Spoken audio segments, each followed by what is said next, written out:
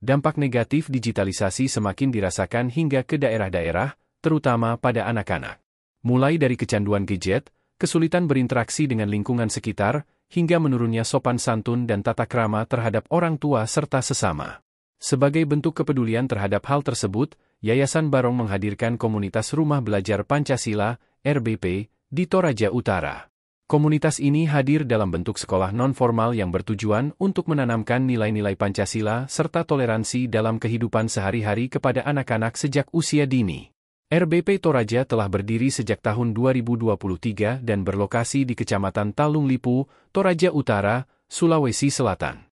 Komunitas ini terbuka bagi anak-anak usia sekolah, mulai dari tingkat TK hingga SD sederajat. Penanggung jawab wilayah Toraja RBP, Pendeta Hilkia Putra N., menyampaikan bahwa kehadiran komunitas ini merupakan wujud tanggung jawab moral pemuda dalam membina generasi mendatang. Tentunya komunitas seperti kami di Toraja banyak. Di sini kami lebih fokus mengajarkan anak-anak dan memberikan contoh pengamalan Pancasila melalui hal sederhana, mulai dari ruang menggambar, diskusi, membaca, dan lain sebagainya, ucapnya, Selasa, 28 Januari 2025, sore, di Sekretariat RBP Toraja, Kecamatan Talung Lipu, Toraja Utara. Pendeta Hilkia menekankan bahwa pendidikan di luar kelas sangat penting untuk membentuk karakter dan kebersamaan anak. Tentunya sekolah formal itu terutama, namun tak kalah penting pembinaan karakter demi mempersiapkan generasi menuju Indonesia Emas 2045, tuturnya.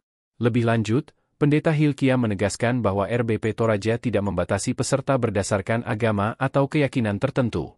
Jadi ini bukan lembaga doktrin suatu agama atau denominasi tertentu. Para peserta terdiri dari berbagai macam agama dan latar belakang.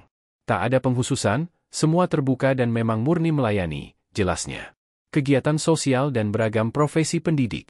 Selain kegiatan belajar, RBP juga rutin mengadakan bakti sosial, retret bagi peserta didik, serta berbagai kegiatan sosial kemasyarakatan lainnya.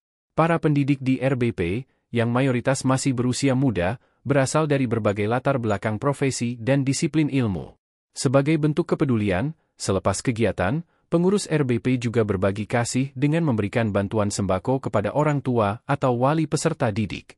Dengan hadirnya komunitas Rumah Belajar Pancasila di Toraja, diharapkan anak-anak dapat tumbuh dengan karakter yang kuat, rasa kebangsaan yang tinggi, serta mampu mengamalkan nilai-nilai Pancasila dalam kehidupan sehari-hari.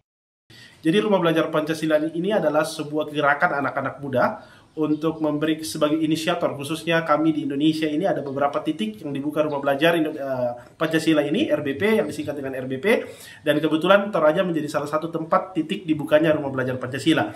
Rumah Belajar Pancasila ini adalah kumpulan anak-anak muda yang punya hati untuk mendidik anak-anak, membuat kegerakan pendidikan, khususnya di pendidikan non-formal. Jadi RBP ini mendidik anak-anak mulai dari TK sampai dengan SD, dengan beberapa ilmu-ilmu yang kita bisa kasih, kesenian, dan beberapa ilmu-ilmu lain yang bisa kita kasih untuk membantu mereka, dan khususnya dalam hal karakter, supaya anak-anak bisa punya pendidikan Pancasila, bagaimana mereka menghargai toleransi, dan bagaimana mereka menghidupi 5 sila dalam Pancasila itu. Nah, sedangkan kegiatan yang tadi kita adakan adalah membantu orang-orang tua, khususnya dalam perekonomian mereka di tahun 2025 ini. Di awal tahun kami membagikan beberapa paket sembako, diantaranya ada beras, minyak, kemudian ada telur, dan juga susu bagi anak-anak. Karena dengan harapan bahwa ada kerjasama dan kolaborasi antara orang tua dan kami dengan anak RBP, dan bukan hanya menyentuh sisi pendidikan mereka, tapi juga menyentuh bagaimana kebutuhan mereka sehari-hari dengan kemampuan yang bisa kami berikan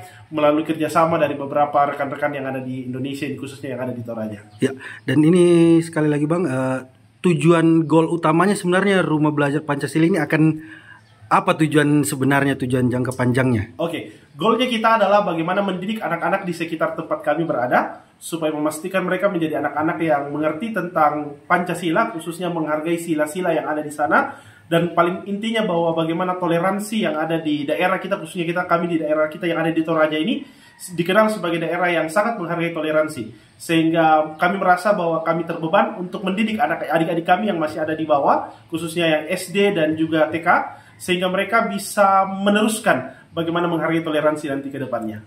Download Tribun X sekarang, menghadirkan lokal menjadi Indonesia.